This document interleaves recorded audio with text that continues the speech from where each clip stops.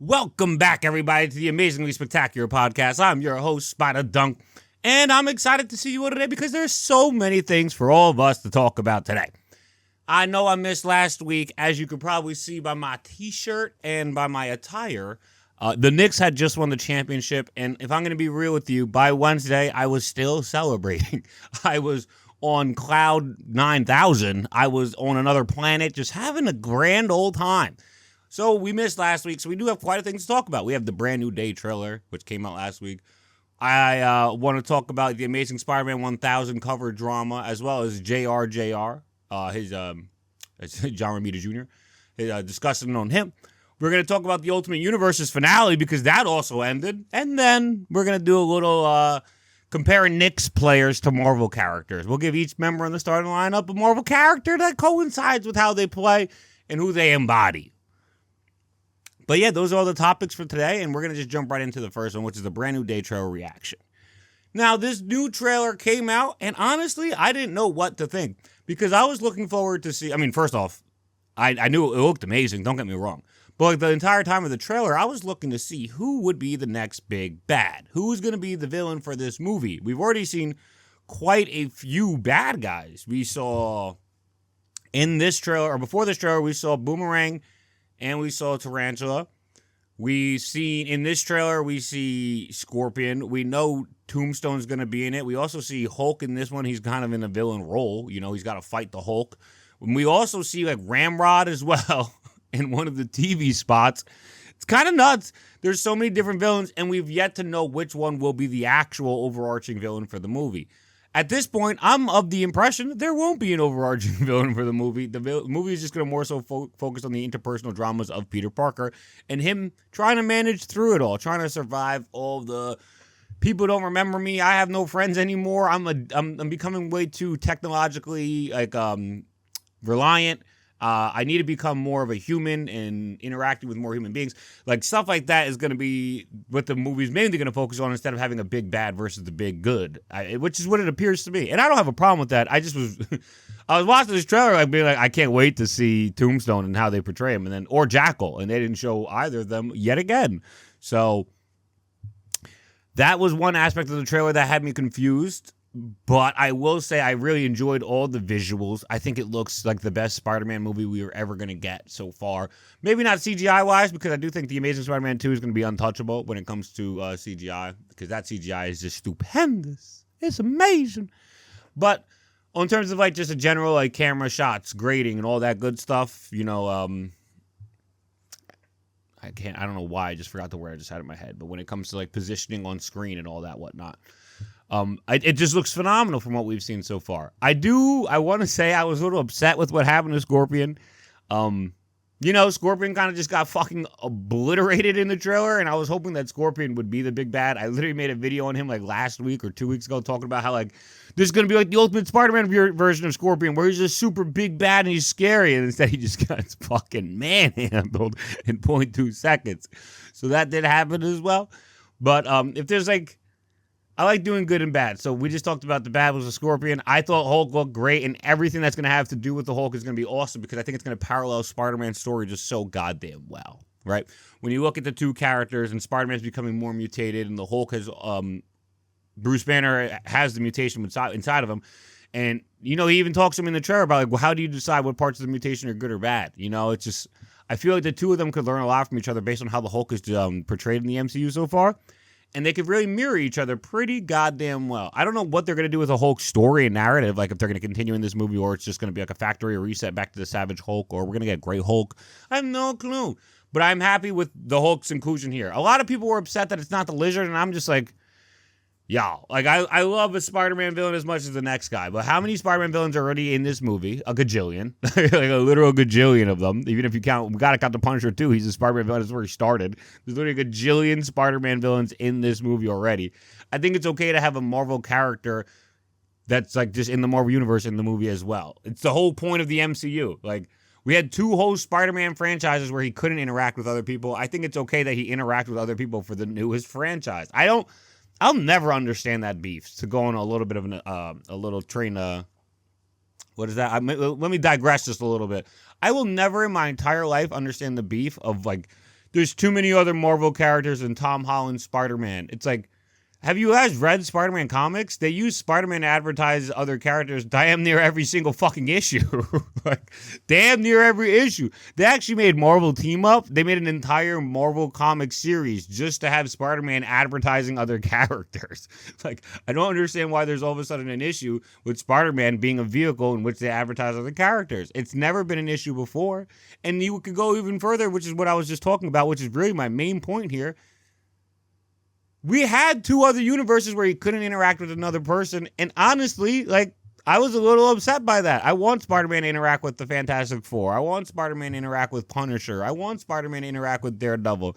And so far, we've only gotten Punisher, and we're going to get Punisher out of those three, and hopefully we get Fantastic Four in a movie like Secret Wars or something. But, like, there's something to be said about Spider-Man interacting with the rest of the Marvel Universe. He likes to be at his best when he was written his best, which is, I would say, is like the 60s through the early 2000s. He liked to be a bit of a loner. He didn't really like being on teams. He liked to work by himself. And this is all true. That doesn't mean he didn't work on teams and he didn't work with other people. You know how many times he appeared in Avengers comics just to fuck with them? Oh my God, this guy's a menace, bro. He was the best with the X-Men as well. I don't understand like where we're gonna get this notion that Spider-Man shouldn't be interacting with the greater Marvel Universe. He always interacted with the greater Marvel Universe. The first ever annual issue of Spider-Man, he's interacting with the greater Marvel Universe as he fights the Sinister Six. So, like, at a certain point, we need these goobers to stop goobering it up and let Spider-Man be Spider-Man. We had two whole franchises for 5 fucking movies without him interacting with other characters. And if you want to count Spider Noir, which I am more willing to do so because it's just Spider-Man Noir's mythos, that's another whole movie, which is even longer than a movie in terms of runtime. So he's got plenty of adaptations with just Spider-Man stuff. I don't think every mythos or every adaptation needs to just be Spider-Man stuff. I don't know about you guys, but that's just my opinion on it. The trailer, though, there's another thing about the trailer I didn't like. Well, we were just talking about what I liked about the Hulk. I don't like that whole joking, stretching bit. I don't think it was funny. I actually really don't like when Spider-Man's not funny. I don't know why my mustache is bothering me.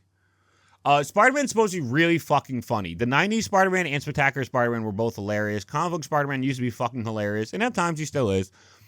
But there's some reason Spider-Man in adaptations ever since the Spectacular Spider-Man, it feels like he's never been funny ever since. Unless you want to count Marvel vs. Capcom 3, which I will. I would, personally. Ultimate Marvel vs. Capcom 3 is hilarious. He talks about, he hints at freaking Mephisto and Firebrand. He's like, you kiss your mother with that mouth. I love when he fights Ryu, and Ryu's like, spiders, I hate spiders. And Spider-Man's like, you gotta have a black belt and stupid if you think you're about to beat me. Like, I love the way he talks. I love the cadence he put in it. It was just funny as fuck. But then you look at this version of Spider-Man, not funny as fuck. He's like stretching in front of the guy. She's like, ooh, yeah, stretching. Stretch is really good. You guys stretch a lot? Trust me, it's really helpful. I'm no longer in high school, so you gotta stretch now. It's like, I'm waiting for the punchline. I'm waiting for when this joke becomes funny, my guy. When has Tom Holland Spider-Man really ever told funny jokes? And I'm not trying to hate on Tom Holland Spider-Man. I think every single Spider-Man actor and all their movies are phenomenal. But there's definitely things about each one of them I do like or love, and there's things I don't like about each one of them. And I would say Tobey Maguire's Spider-Man lacked humor entirely. He has like a quip. Andrew Garfield's Spider-Man I think is fucking hilarious. And then Tom Holland's Spider-Man has this new age Spider-Man humor where it's supposed to not be funny and it's supposed to be annoying and corny. And that's not how Spider-Man's supposed to work. He's supposed to be goddamn funny. Like, that's what he's supposed to do. And like, if he was stretching and telling jokes the whole time, I would have been cool with it. Or if he was fighting and beating the ass and telling the jokes the whole time, I'd be cool with it. But it wasn't a joke at any point. He tells jokes. I don't think people understand what the word quip means. Like, they're like, Spider-Man quips? Yes, he does quip, but that wasn't one of them. That's not a quip. Just saying you like to stretch or not in high school anymore is not a quip, nor is it funny. So I don't understand why people are trying to convince me that I'm supposed to love this scene just because he's talking about stretching. I really, truly don't get it. I don't want to make it sound like I'm the only person who's a purveyor of Spider-Man knowledge, because that's not true. Everybody has their own opinion on what Spider-Man's supposed to be and how he should be adapted and how he should be portrayed. And I think that's what's great about the world. Not one person is the one-all, be-all decider of what Spider-Man is, and that's good. But I just feel like there's so many people out there who, because colloquially we all have different definitions of certain words, they just get so mixed up in the root of what other people are saying about the character. Like when I say Spider-Man should quip, I mean he should be fucking funny, and it should be rebuttals, because that's what a quick is. It's a quick retort. And when I say Spider-Man, what was the other one thing that just came to my mind when we was just talking about that? Oh my God. There's another thing that just came to my mind. This is gonna bother me. It was the quips. Oh my God, I'm not gonna be able to remember. Whatever. The fact of the matter is, it's that when you tell a quip, it's supposed to be funny, and that's what matters most to me. Not matters most to me. That matters to me as a Spider-Man fan. I don't like it when you're when he's unfunny and like he's annoying people. Like his jokes can even be funny and annoying people, for sure, but he should be funny. First and foremost, he's supposed to be funny. That's what matters. Okay. Is there anything else I want to talk about with the trailer? We talked about Hulk. We talked about Scorpion. I mean, Mary Jane and Punisher are in it, but they're just in such a specific role in the trailer. It seems so context heavy. I'm not really like one to try and break it down, because I've never been one to be like, this is what it's supposed to be, because then when I watch it, I usually get upset at like not seeing what I wanted to see. But we talked about that. Ned's Spider Tracker thing was pretty cool. They announced Punisher as a villain for Spider-Man, so we love that as well. Is there anything else I want to say about that movie, though? Well, I guess that's it. I'm in the camp that I hope Zendaya, Mary Jane, Michelle Jones, I hope that they get back together in this movie. I know a lot of people aren't in that camp. I just want to make it known I am in that camp. Sorry, people. I want to see it happen. I don't know how many more years we're going to get out of these two being Spider-Man and MJ. So let's get them back together as quick as possible and have them be dating as quick as possible. The last thing I will say, it's on that nose, is I'm a big fan of when the couple that like everybody wants to see date, they date and they continue to date, okay? Like, for reference, you've seen the show How I Met Your Mother. I haven't seen it in its entirety, but I know how the show works. He doesn't really date the woman that is the mother until the very end of the show. And then she dies. It's like, I kind of wanted to see him with the mother. Versus The Office, which I'm not going to say The Office is the greatest thing ever. I do love The Office, but The Office does something I do particularly fucking love. I think it's by the end of season 2, Jim and Pam get together, and the show still has like 6 more seasons after that. It's like, oh, that's great, because we wanted to see them together. We didn't want to see them get together and never see them again. We want to see them together and see what they do together. We want to see them be in a relationship. It's cute. So I'm just of that team. I want to see them together again, and if we only have 3 more movies, including this one, I want to see them together, and then together for the next 2. Like, let's do some Kraven's Last Hunt with some Spider-Man and Mary Jane together. Michelle Jones, whatever. Next topic. We got the Amazing Spider-Man 1000 drama, and then the J.R. Jr. discussions, okay? Amazing Spider-Man 1000 recently has had its cover shown. And the cover for the original was done by J.R. John Romita Jr., one of the most legendary artists in all of Spider-Man history. Not exaggerating. You could argue he is the most legendary. He started, I want to say, late 70s, early 80s, potentially. I could be mistaken, but I'm pretty sure that's around the time period he starts. And then from there, like, he's still on the book. So if it was late 70s, if it was like 76, that's 50 years he's been working on Spider-Man. At a certain point, that's a fucking living legend. And everybody deserves to give him the legendary status. We shouldn't hate on him like he's not a legend. He is, in fact, a legend.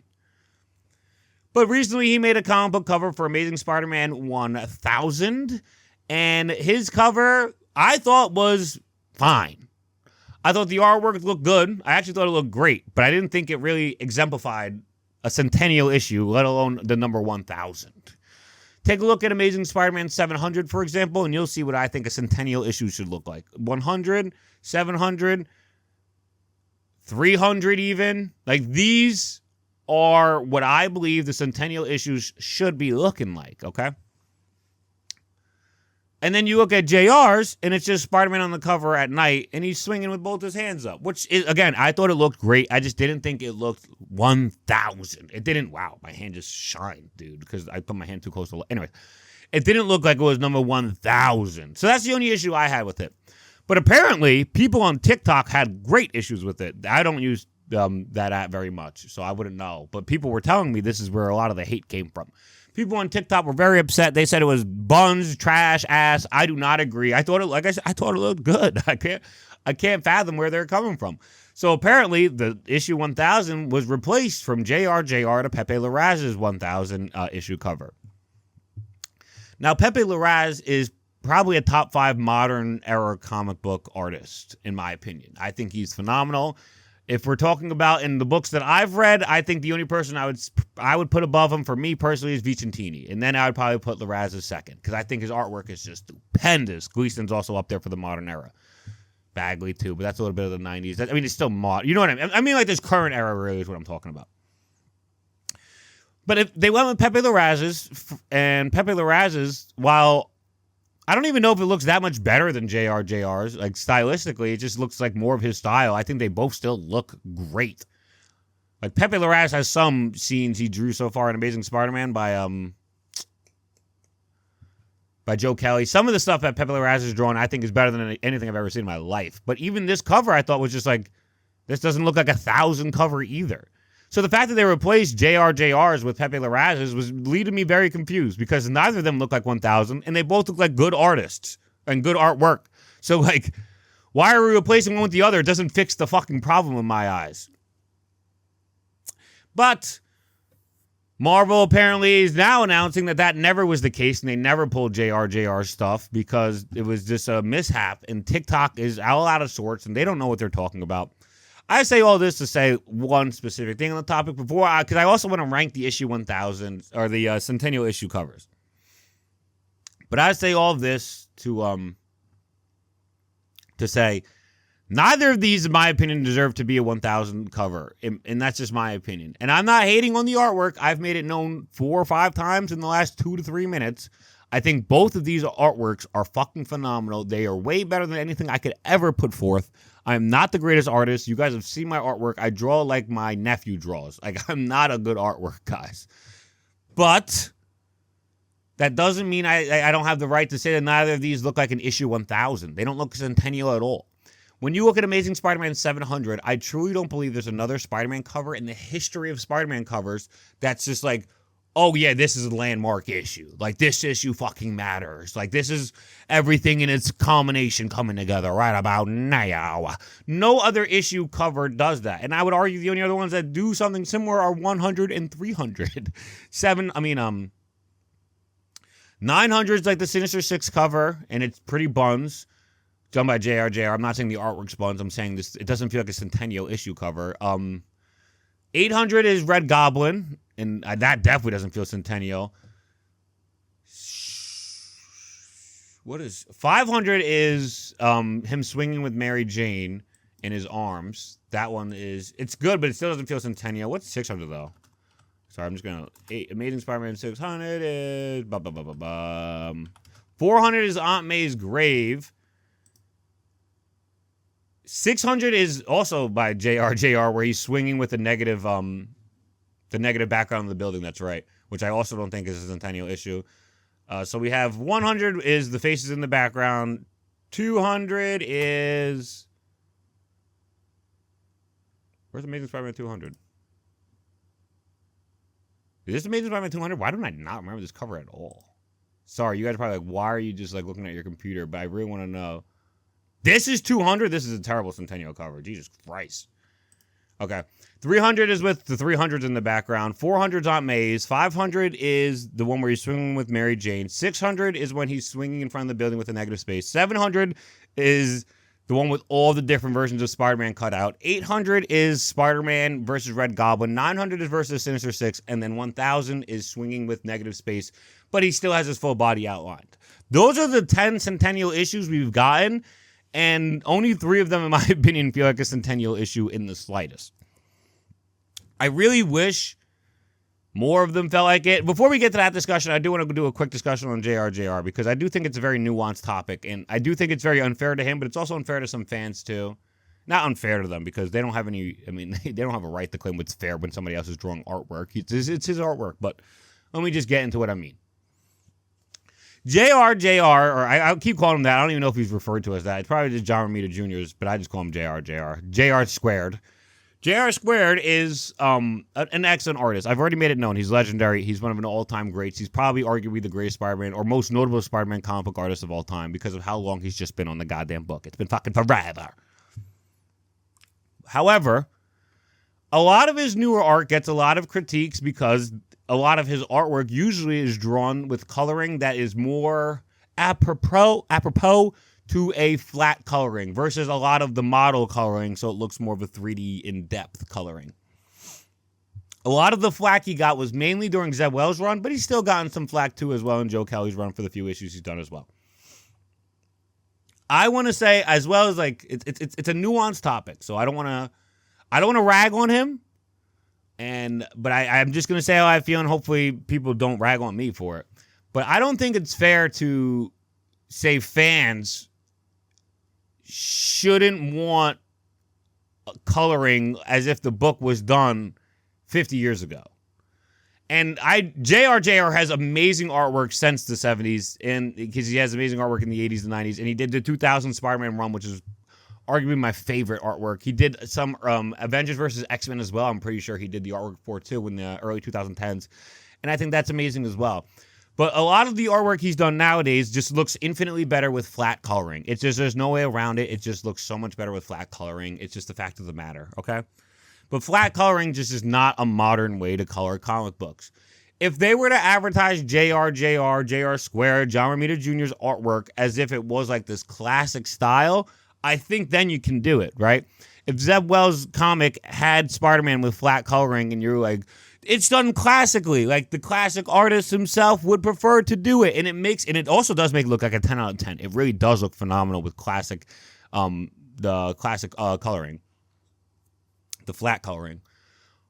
At the same time, and I think you can advertise like that, and I think it would be very well done and very well received. But I think when you don't advertise it like that and you're just doing the modern coloring, so it's more of a 3D model, it doesn't make his artwork look nearly as good as it should be looking, and it makes him look like a worse artist, and then he gets flack for that. And I feel bad for the dude, because the guy, like I said, is a top one Spider-Man artist ever, arguably. Like, he's a god.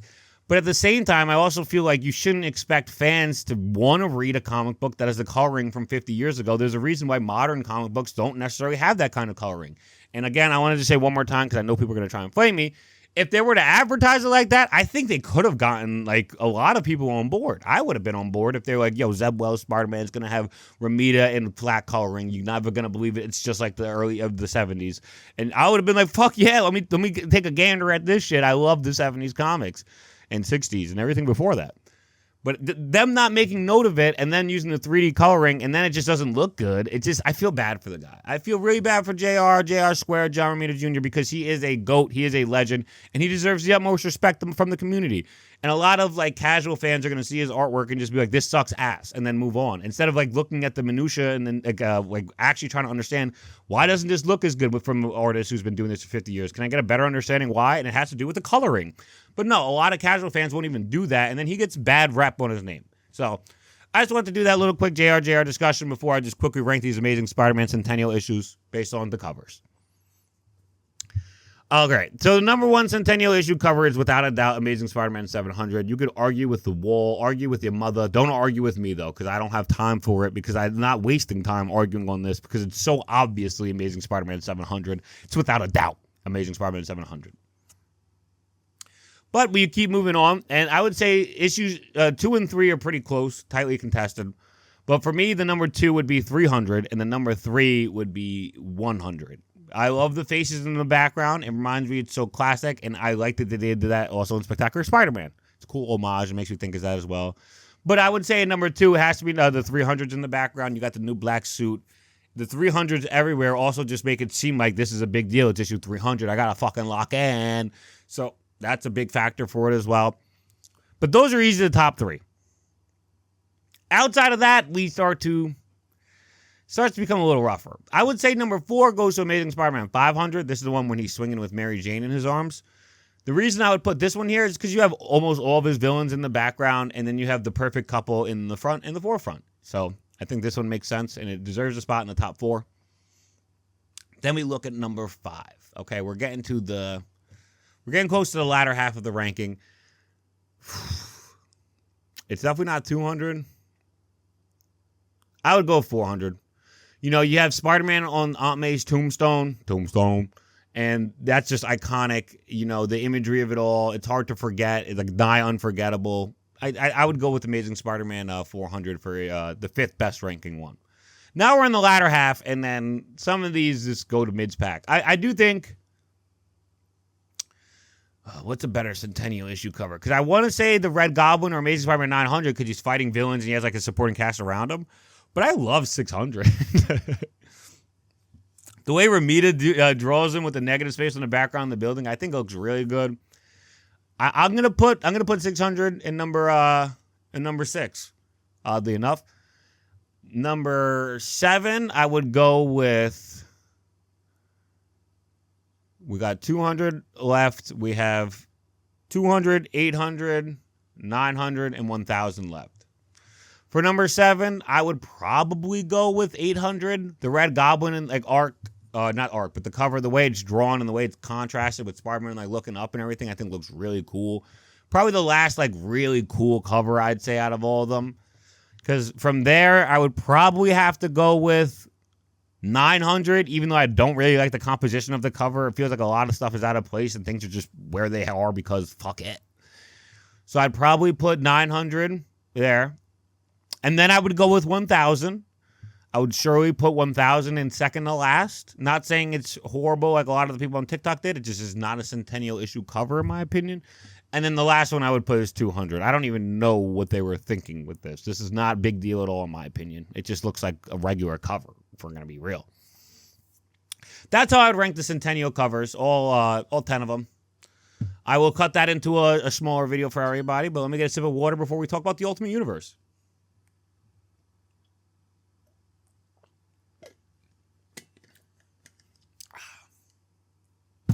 We moved to the Ultimate Universe 6160. We just got the finale of it. It ended.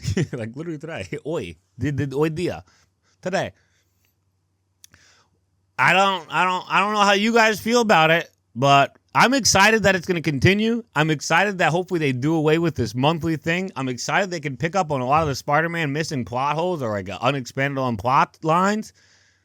I'm excited. I will say the way they went about it, I'm not the biggest fan of, and we're going to talk about that first. But overall, I am excited. Why was I not a fan of the execution? First off, why did they market it to me for like fucking months that this was going to be the end of the Ultimate Universe so the creators could have something to look back on and be like, damn, I really did this. This is something we never get to do in the big two. Apparently they lied.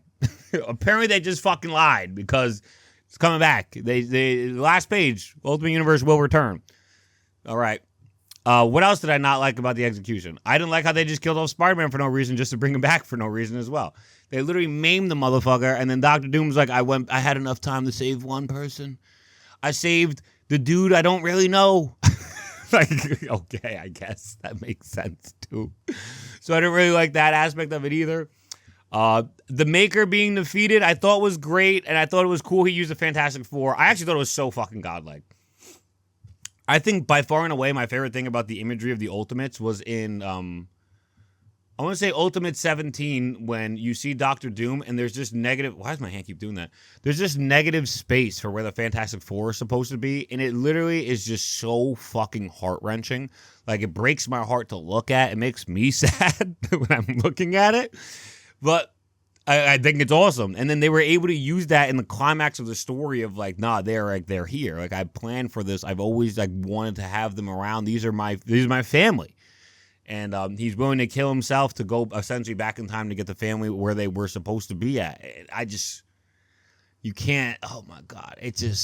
That was so beautiful. I love that about Doctor Doom. And like the Maker's like, did you think you were just going to beat me with hard skin? Like, no, I thought I was going to beat you with my family, bro. And then also, I didn't like the aspect of it just focusing on Doom and the Maker. I do think it's a really cool flip of Secret Wars, kind of, where you have Doctor Doom and Reed Richards is the main characters, but they're in opposite roles. You know, Reed Richards this time around is the Maker. He's a bad guy. He's a villain. And then you have Doctor Doom this time around, who's supposed to be a quote-unquote good guy. I thought it was really cool. I like how they had the role reversal. Captain America dying was kind of sad. I do like how Hawkeye picks up his shield and he's going to be Captain America moving on. But, and like the way they painted that was so on the nose for current day racism. I thought that was really well done as well. But I do think that they didn't have to kill Spider-Man for no fucking reason. They didn't have to say the universe was ending for no fucking reason. Like, there are some things they did not have to do. I did really like Spider-Man coming back. I like that May seems to also be getting the suit as well. So we're not just going to have Richard in the future in the suit. We could have Richard going on hijinks with Felicia in the suit, as well as May doing what God knows what a girl does with a Spider-Man symbiote suit. But she's doing it as well. And I think that would be really cool and cute to see in the future. We also got to see a villain. I actually am now learning. I don't remember this villain, but apparently he exists in Spider-Man. The Ringer. His name is Anthony Davis. If you guys know I'm a big basketball fan. Anthony Davis is a basketball player. I'm hearing this name like Anthony Davis. The Ringer is Anthony Davis? I guess Anthony Davis really is a ringer. You know, he's a pretty goddamn good player, but I couldn't believe his name was Anthony Davis. But yeah, he's fighting Anthony Davis, of all people, the former Lakers championship center and power forward center. And I just really liked what they did with Spider-Man. I thought it was really cool how we have Spider-Man in a role where he's showing up late for something that's supposed to matter. He's Spider-Man, and he's supposed to be taking care of his family. He's got his own rogues gallery, essentially, again. I'm ecstatic, honestly, to see where they go with Spider-Man, because there's so many goddamn storylines left untouched that we need to follow up on. When you read Ultimate Spider-Man 2024, and there's stuff like Mysterio ends the story as the leader of New York City and is just allowing Spider-Man and Mary Jane to survive. What? That can't be a thing. We need to address that. When you have Dr. Octopus getting bit by the spider and becoming Superior Spider-Man with like 2 issues left in the run, what? You have to describe that. We need more. I need to know more. We got like a glimpse of Vermin and Hammerhead. I want to see them more. We got Sandman out west. I want to see him more in his story to actually matter, because we had a whole issue dedicated to him. You'd think it would matter. All in all, I'm probably going to make an entire video just talking about the storylines in which they could follow up on for Ultimate Spider-Man, and when they continue it. Maybe that'll be in next week's podcast, actually. I think that seems like a better idea for a podcast segment rather than doing in the actual video and on the main channel, and then I can just cut it into a video for this channel. But yeah, I'm very excited for the Ultimate Universe to continue. I want to see more of the Ultimates. I want to see Thor. I want to see Ghost Rider. I want to see Deadpool.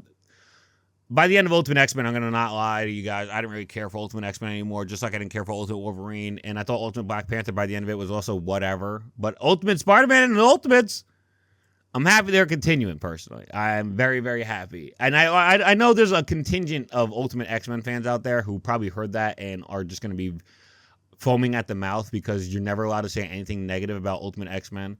But, there's no strings on me. I'm going to say whatever the fuck I want. I didn't really like it. I thought it was far too different from what it was supposed to be, and it didn't really click with me because of that. I think that was supposed to be the strong suit of the Ultimate Universe. It was supposed to be what you knew, but different, right? It was Spider-Man, but he's married. Black Panther, I can't even talk about. I don't know what that was supposed to be. The Ultimates was supposed to be different this time around than the original Ultimates because they were scumbags. This time they were supposed to be good people, you know? Wolverine's book was just pitiful because they didn't even give anything to the side characters, so I couldn't even tell you anything. But the Ultimate X-Men just felt too devoid and detached from the original X-Men storyline for me. It doesn't even take place in the same country. It doesn't feature really anybody of the same. You know, like there's May Storm, but that's a different character. There's already a Storm. There's a girl with like Natsu, if I'm not mistaken, has Cyclops' powers, but there's also, we already saw Cyclops in the Wolverine book as well. So it's just like, this is just completely its own thing. And to me, it just wasn't for me. Not everybody, but if other people liked it, I'm happy for you. But don't hate on me for not liking it. I'm entitled to my own opinion, and I didn't like it. That's it for the Ultimate Universe chatter. Oh, Dr. Doom I want to talk about really quickly. Dr. Doom. We finally get to see Victor Von Doom in all of his glory. Speaking Latvarian, he has the Carnage symbiote that is the Maker, and he's not even wearing a mask. Now, that also just goes hand in hand with exactly what I was just talking about. I guess Spider-Man's a little bit different, right? The Ultimates are a little bit different, right? Dr. Doom is a little bit different. Like, he doesn't have his mask. It's not supposed to be entirely different, right? It's not a demon from hell with, like, I don't even know, adamantium armor. No, they don't have, it's still Dr. Doom. He just doesn't have his mask. It's just slightly different. So that's why I'm ecstatic to see where this goes, because I kind of know this. It has some sense of resemblance to me already. And I don't want to harp on Ultimate X-Men anymore. It's not I'm not trying to hate on it. I thought it was good for what it was. It just didn't click with me like it started to for other people. But Doctor Doom with the Carnage symbiote going forward is going to be the big bad for this universe. Count me the fuck in. And not only that, I also want to see what they do with Ultron. Like, I know there's no Ultron yet or anything, but I want to... Well, actually, there was Ultron. There was, like, the Watcher Ultron. So I really want to see what they do with that. He's my favorite villain, not from Spider-Man's mythos. So on top of wanting to see Spider-Man villains more, I want to see Ultron more, and I can't wait to see what Doctor Doom does with this Carnage symbiote that happens to be the Maker. Got my fingers crossed they cooked. I'm 99.9% sure we won't get Hickman and Chiquetto back for Spider-Man. So I'm just going to do my really early picks before I go to our last topic of the day. If we could have any writer and artist doing Spider-Man 6160, and it can't be the ones we've already had. Yo, I kind of have I got a curveball, and I'm not going to say everybody's going to agree with me, and this is just my first thought. Because I love their run they've already done together. Well, what if we brought back Ziggler and Vicentini for Ultimate Spider-Man? You know, Miles Morales is Spider-Man by Vicentini, and Ziggler is already my favorite Miles Morales Spider-Man run. And it's my favorite Spider-Man run probably post-2000s. I do like it more than the original 2000 Spider-Man run. This recent run for Miles Morales as Spider-Man was the fucking game changer. It needed to be. So why not give these guys a chance on quite possibly the biggest book in the market, right? Let these guys go to town. We already seen that Ziggler is very, very fucking good at following up on other authors' beliefs and what they wanted instead of just completely throwing it away. Like, Ziggler's already shown that he can build up on the Assessor, right? He already built up on Ultimate Venom, was shown off in his current run. You know how long ago it was since we saw 1610 Venom matter to Miles? Like, I think these guys could do it. And I know Vicentini is the artist I would want. I think Ziggler, I've seen him do Amazing Spider-Man. I thought it was pretty good. So I know he could kind of write a Peter Parker already. But overall, like, if it wasn't going to be Ziggler, I guess it would probably be Camp. You know, I want it to be somebody who understands the assignment, and Camp definitely showed he understood the assignment. He gets it. People want to see him married Spider-Man. They don't want to see him killed off and murked, and thank God they did away with that. So those would just be my picks. My initial pick would be Ziggler and Vicentini to continue it. I don't think Marvel would allow that because it's just their biggest brand, and they're giving it to an author who probably isn't the most established with the most sales in the company, and they're giving it to an artist who bounced around from book to book a good bit. But I think they both are revered in the fandom space for Marvel. I don't think many people have a bad thing to say about either of them. I think most people have raving reviews for both of them. That's obviously my opinion. I can't speak for everybody, but that's just how it appears to me. The last thing we're going to do today, which is also I'm going to turn into a shorter video for this channel. It's super fun. It's not super serious, but we're going to name Nick's starting five as Marvel superheroes, okay? So the Knicks starting five, for those of you who don't know, we got Jalen Brunson, El Capitan. We got at shooting guard, Josh Hart. Small forward, Kale Bridges. Number 4 and our power forward, Sly OG Anunoby. And then last but not least, the Bodega Cat, Karl Anthony Towns. That rounds out our starting five, okay? I'll start at the one guard. I'll go work our way up. Jalen Brunson, to me, I think without a doubt, there's two people who could be. Because they call him El Capitan. They say he's the captain. So it makes you think he should be Captain America. But I think there's somebody that exemplifies him more, and I think it's Wolverine. Jalen Brunson feels like he gets hurt every single game. Ankle hurt, twisted ankle, twisted knee, sprained wrist look like potentially. By the end of the game, that boy is coming back out on the court, and he's busting your ass. By the end of the game. Who has a healing factor like that? The tenacity going to the hoop that Jalen Brunson has, that's some Wolverine Logan type shit. I don't even know if there's another person besides Captain America up for debate.